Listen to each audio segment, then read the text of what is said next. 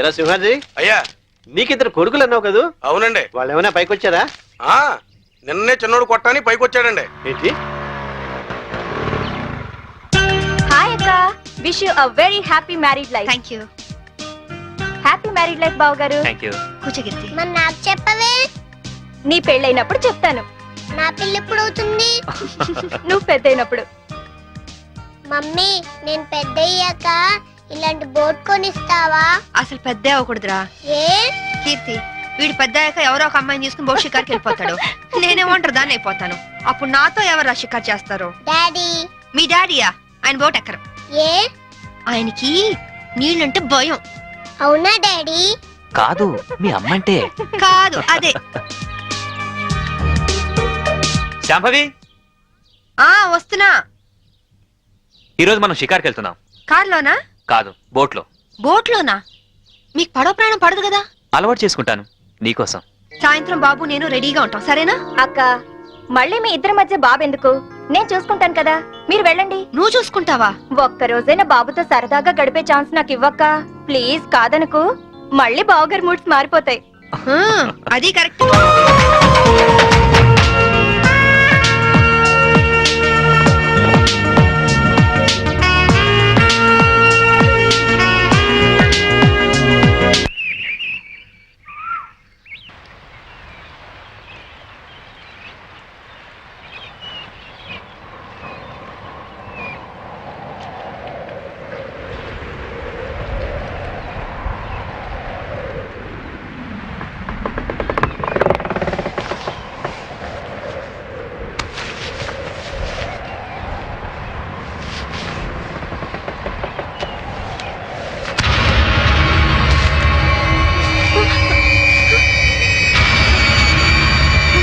ఏమండి? ఏమండి? ఏమండి?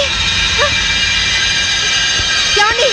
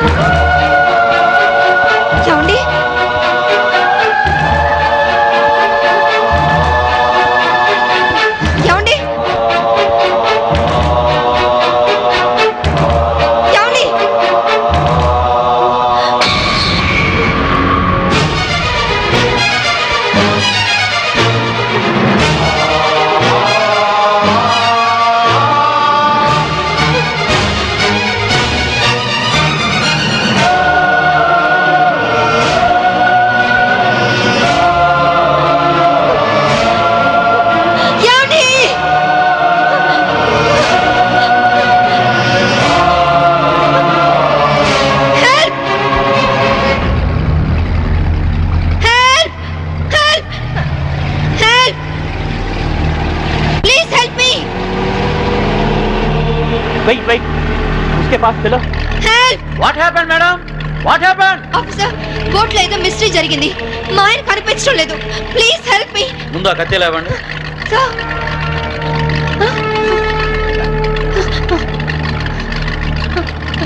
ఈ బ్లడ్ కత్తి ఎలా వచ్చిందో నాకు తెలియదు సార్. రాత్రి మా ఆయన పక్కనే ఉన్నారు. Something is wrong. Okay, we will investigate.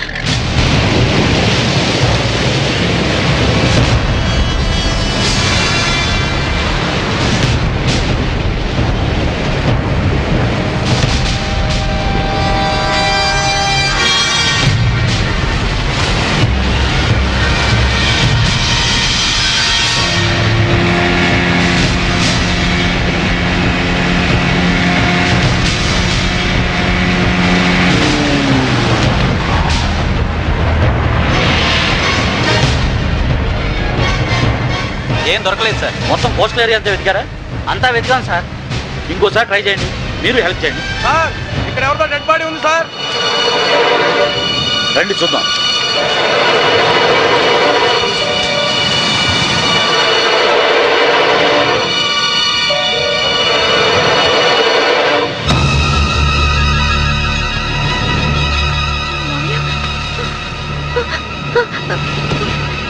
మావయ్య ఇన్స్పెక్టర్ ఈయన మా మావయ్య ఇంట్లో ఉన్నాయని ఇక్కడికి ఎలా వచ్చారు? ఆ సంగతి మీరే చెప్పాలి మేడం. నాకేం తెలీదు. ఎందుకు ఇలా జరుగుతుందో నాకు అర్థం కావట్లేదు. Please control your self. Madam వాళ్ళ ఇంటికి తీసుకెళ్ళండి. Okay sir. మేడం, కేసును అన్ని కోణాల నుంచి ఇన్వెస్టిగేట్ చేస్తాం. నేరస్తులను తప్పకుండా పట్టుకుంటాం. మీరు ఇంటికి వెళ్ళండి మేడం. మేడం తీసుకువెళ్ళండి. Okay sir. Please madam.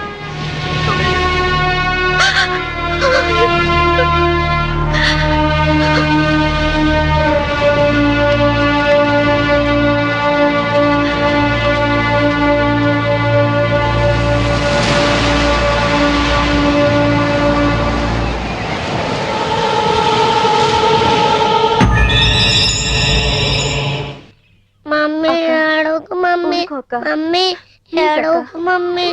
Mummy ఏడవకు మమ్మీ. మమ్మీ డాడీ వచ్చారు. డాడీ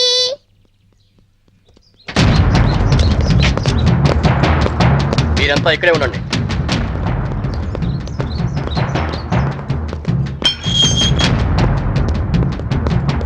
మేడం, మీ భర్త అఫీషియల్ గా చనిపోయినట్టు డిక్లేర్ అయింది.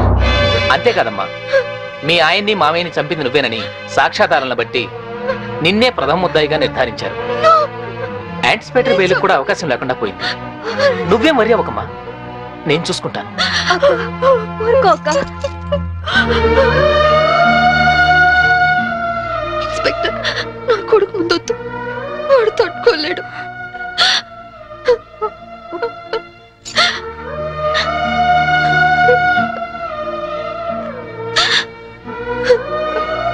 కీర్తి, వాడితో ఒక్కరోజైనా గడిపే అవకాశం ఇవ్వని అడిగా. ఇప్పుడు జీవితాంతం వాడిని నువ్వు చూసుకునే పరిస్థితి వచ్చింది. అక్క, వాడికి ఏ లోటు రానివ్వుగా. అక్క, ప్రామిస్. అలాగే అక్క.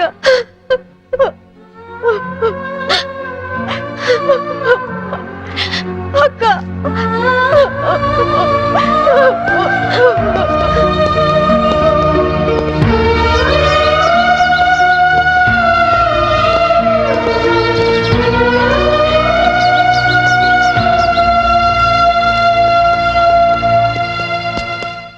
మమ్మీ ఎక్కడికి వెళ్తున్నావు మమ్మీ?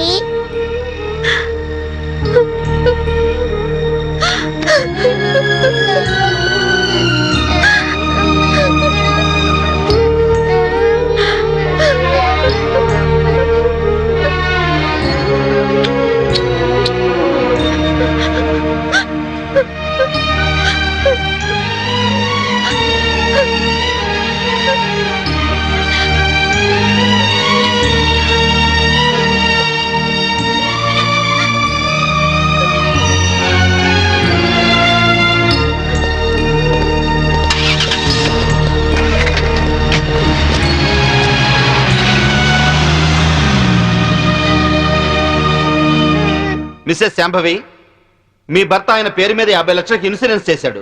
ఆ సంగతి మీకు తెలుసా? తెలుసు. దానికి నామినీ మీరే అని కూడా తెలుసా? తెలుసు. హత్య జరుగుతున్న సమయంలో మీ భర్త కేకలు ఏమైనా పెట్టారా? తెలీదు. That's all your honour. డబ్బు మనిషిని బతికిస్తుంది కాబట్టి ఆ డబ్బు కోసం మనుషులు ఎంతటి దారుణానికైనా దిగజారుతారు అన్న నగ్న సత్యానికి ఈ శాంభవి పర్ఫెక్ట్ ఎగ్జాంపుల్. ఎవరికి ఏ డౌట్ రాకుండా బోట్ షికారు ప్లాన్ చేసి 50 లక్షల ఇన్సూరెన్స్ డబ్బు కోసం తన భర్తనే చంపేసింది. నా భర్త నేను చంపలేదు. నా భర్త నేను చంపలేదు.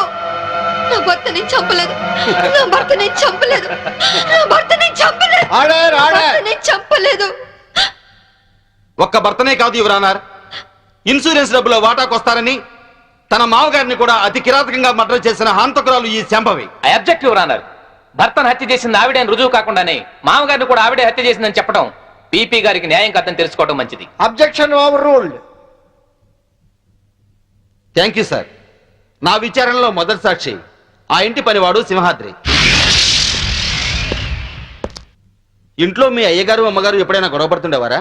కాపురం అన్నాక అవన్నీ మామూలే కదయ్యా. అంటే ఎప్పుడు గొడవ పడుతుండేవారా? ఎప్పుడు కాదయ్యా, అప్పుడప్పుడు. ఓకే, మీరు వెళ్ళొచ్చు. చిత్తం. నా విచారణలో రెండో సాక్షి ఫోరెన్సిక్ డాక్టర్. డాక్టర్ గారు, బోట్లో ఉన్న రక్తాన్ని ఆవిడ బట్టలకున్న రక్తాన్ని పరీక్షించారా? పరీక్షించాం. ఆ రెండిటి గ్రూపు ఒకటే, ఓ నెగిటివ్. అంటే హత్య గురి కాబట్ట Chaitanya blood group O negative. Please note this point your honour. నా విచారణలో ఆఖరి సాక్షి నేవల్ కోస్ట్ గార్డ్. సార్, హత్య జరిగిన స్థలానికి మొదటగా వెళ్ళింది మీరే కదా? అవును. అప్పుడు ఆవిడ చేతిలో కత్తి ఉందా? ఉంది. ఆవిడ ఒంటి మీద ఉన్న బట్టలకు బ్లడ్ ఉందా? ఒంటి మీద ఉన్న బట్టలకే కాదు, బోట్ నిండా బ్లడ్ పడి ఉంది. బోట్లో దొరికిన టేప్ రికార్డర్, కత్తి మరియు హర్నాథరా శవం పక్కన దొరికిన ఆమె చెవిరింగ్ను కూడా కోర్టుకు సబ్మిట్ చేశాం. మీరు కోర్టుకు సబ్మిట్ చేసిన టేప్ రికార్డర్ మీరు చూసినప్పుడు ఏ స్థితిలో ఉంది? కింద పడి ఉంది. బ్యాటరీలన్నీ ఎవరో విసిరి పడేసినట్లు చల్లా చెదురుగా పడి ఉన్నాయి. యువర్ ఆనర్, హత్య జరిగినప్పుడు తన భర్త ఎలాంటి కేకలు పెట్టలేదని ఈవిడ ఇంతకు ముందే చెప్పింది. అందులో ఎంతవరకు నిజముందో ఈ టేపు వింటే మీకే తెలుస్తుంది.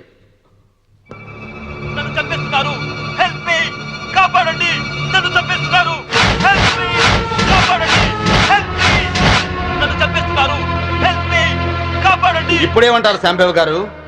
టేపులో కేకలు వినగానే గొంతులో గుటకలు పట్టడం లేదా?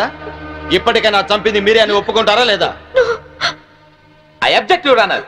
హతుడు చైతన్య తను చనిపోయే ముందు పొడిచారు, చంపుతున్నారు అన్నాడే గాని పొడిచింది, చంపుతోంది అని అనలేదు. అలాంటప్పుడు ఈ హత్య చేసింది శాంభవేనని ఎలా నిర్ధారిస్తారు యువర్ ఆనర్? హత్య జరిగింది రాత్రి కాబట్టి, చీకట్లో దాడి చేసింది భార్యో కాదో ఎవరో ఎందరో పోల్చుకునే అవకాశం ఉండదు కాబట్టి. యువర్ ఆనర్, ఈవిడికున్న పోలీస్ పవర్స్ తో కేసు నుండి తేలిగ్గా తప్పించుకోగలన్న ధైర్యంతో రెండు నిండు ప్రాణాలను బలి తీసుకున్న ఈవిడ్ని కఠినంగా శిక్షించవలసిందిగా కోర్టు వారిని కోరుకుంటున్నాను. ముద్దాయిని శిక్షించడానికి సరైన సాక్ష్యాధారాలు లేనప్పటికీ 1982 పన్నాలాల్ చంపాదేవి కేసులో సుప్రీంకోర్టు వారిచ్చిన తీర్పును అనుసరించి ప్రాసిక్యూషన్ వారు పంపిన సర్కంటెన్షియల్ ఎవిడెన్స్ పరిశీలించిన మీదట ముద్దాయి తన భర్త శవం ఏమైందో చెప్పనందువల్ల ముద్దాయే తన భర్తను మరియు మామను హత్య చేసిందని కోర్టు నమ్ముతూ అపరాధికి ఐపీసీ 302 సెక్షన్ ప్రకారం యావజ్జీవ కారాగార శిక్ష విధించడమైనది. ఇండియన్ పీనల్ కోడ్కు సెక్షన్లే కానీ సెంటిమెంట్లు ఉండవమ్మా. మా కోర్టుకు సాక్ష్యాలే కానీ సానుభూతులు అక్కర్లేదు. నీలాంటి నిర్దోషిని నిలువునా శిక్షిస్తున్నందుకు మా నల్ల కోట్లే మమ్మల్ని విక్రిస్తున్నాయమ్మా. కీర్తి, బాబు ఎక్కడా? స్కూల్కి వెళ్ళాడక్క. దేవుడు నా జీవితంతో ఎందుకు ఆడుకుంటున్నాడో నాకు తెలియదు గాని నిన్ను కలిపి మేలు చేశాడు. బాబుకి విషయాలేమి చెప్పొద్దు, అన్ని జాగ్రత్తగా చూసుకో. లాయర్ గారు, నా అకౌంట్లో 25,000 వరకు క్యాష్ ఉంది. అది కీర్తి పేరుని ట్రాన్స్ఫర్ చేయండి. ఇన్సూరెన్స్ డబ్బు వచ్చిన వెంటనే బాబు పేరున ఫిక్స్డ్ డిపాజిట్ చేయండి. అలాగే చేస్తానమ్మా. బాబుని వారం వారం జైలుకి తీసుకురావడం మర్చిపోవద్దు కీర్తి. అలాగే అక్క.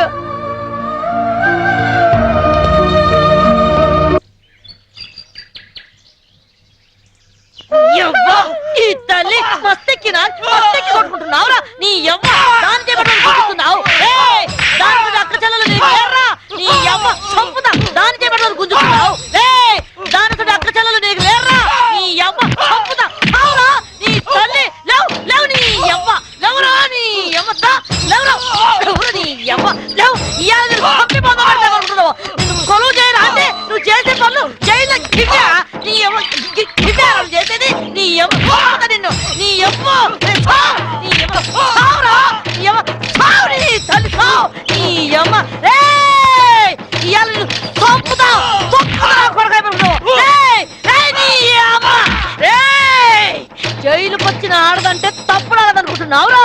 నీ బతుకుల 3 బజార్ల మన్ను వయ్యా. నీ పెండ్లా ముండమోసి పోను. నువ్వు నాశనం అయిపోను. పోలీసు డ్రెస్ వేసుకోగానే కొమ్ములు వరు స్థాయిలో మా సొంటి ఆడదాని కడుపు లేరని పుట్టింది. మా సొంటి ఆడదాని రొమ్మేరని జీకింది. మా సొంటి తల్లేరా నీ ముట్టి కడిగి మూతి కడిగి తానం చేపించి బట్టలేసి నిన్ను పెంచి పెద్ద చేసి చదువు చెప్పించింది. ఇన్ని చేసింది కనబడ్డ ఆడదాన్ని కామంతో చూడమని కాదు, నలుగురు మెచ్చే పనులు చేయమని. ఇంకో బాలిగా కళ్ళతోటిగా చూపు చూసినావనుకో నీ 2 గుడ్లు వీకి ఉప్పు కారం పెడతా. ఏం పెడతా? ఉప్పు కారం యాదుచ్చుకోను కొడక్క. నడు నడు నీ తల్లి. నడు నీ అమ్మ. నడు నీ అమ్మ. ఎవరుకుంటున్నావు ఆడవాళ్ళంటే నీ అమ్మ. ఇంకో బాలు ఎవడన్నా మీ జోలికి వస్తే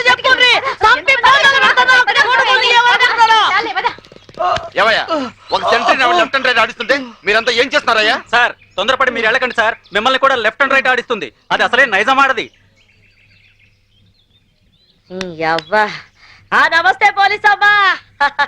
సిటీలో ఎవరైనా నకరాలు చేసిందనుకో వాళ్ళ నువ్వు ఇరగదీస్తావు. ఇగో జైల్లో ఎవరైనా నకరాలు చేసిందనుకో వాళ్ళ నేను ఇరగదీస్తా. అవును కానీ పోలీస్ అమ్మా, ఏమో మొగుడు చంపొచ్చినావంట. మనం కూడా ఒక సొంటి కేసే అనుకో. ఇగో పెండ్లైన 4 ఏళ్ళు నా పెనిమిటి నాతోనే మంచిగున్నాడు. 5వ ఏడాది నుంచే ఇంకో దాన్ని మరిగిండు. అరే పోన్లే మొగోడు చల్లబడ్డాక ఆడే వస్తాడు అనుకున్నా. ఏది ఈ ఇంటికే తోలుకొచ్చుడు షురు చేసిండు. మంచిగా చెప్పి చూసినా, బతిమిలాడినా, ఏడ్చినా ఏంలే అందుకే లేపా నూకినా. ఆనే కాదు ఎంట తెచ్చిన పోరిని కూడా లేపేసిన. అవును కాదు పోలీస్ అమ్మ, మీ ఆయనకు కూడా ఏమన్నా ఆడపురలు సోగ్గిట్లున్నదా? లేదు, ఆయన అలాంటి వారు కాదు. నేనంటే ప్రాణం. మళ్ళా ఎందుకు చంపినావు? నేను చంపలేదు, ఎవరో ప్లాన్ గా నన్ను ఇరికించారు. గట్లనా? మళ్ళీ ఇప్పుడు నువ్వు జైల్లో ఉన్నావు కదా, నేను చూడడానికి ఎవరైనా వస్తారా? ఎవరు వస్తారు? నా కొడుకు.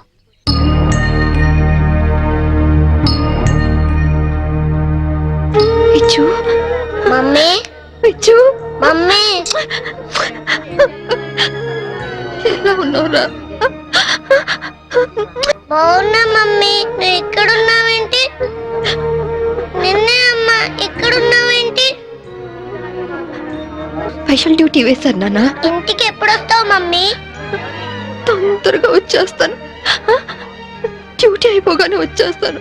డ్యూటీలో ఉన్నాను కదా, తొందరగా వచ్చేస్తాను.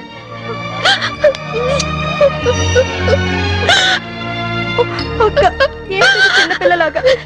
నువ్వు ఇలా ఏడిస్తే బాబు ఇంకా దిగులు పడతాడు.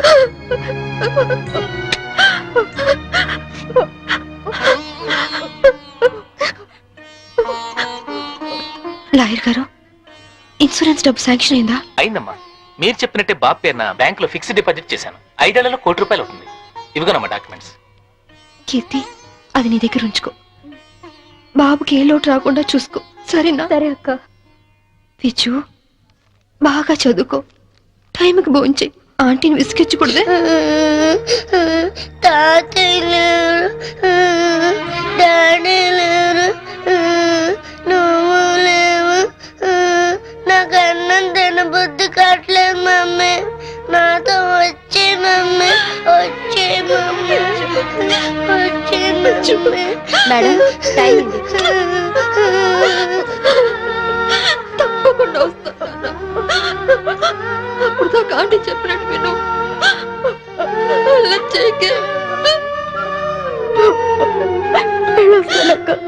వెళ్ళొస్తానమ్మా.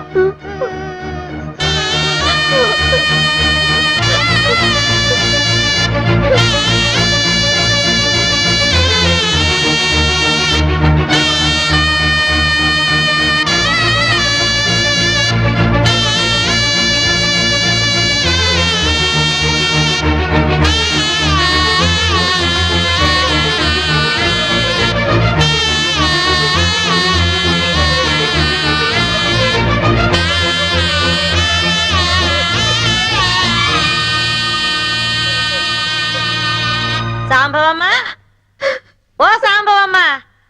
అరే ఏమా చిన్నపిల్లలకి ఏడుస్తున్నావా?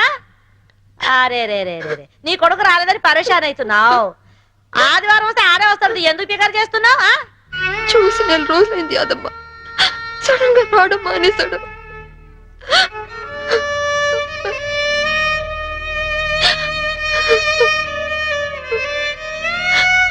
ఈ ఆదివారం వస్తాడేమో, ఎందుకు పికర్ చేస్తావు? ఏడువకు సాంబవమ్మ, ఏడు.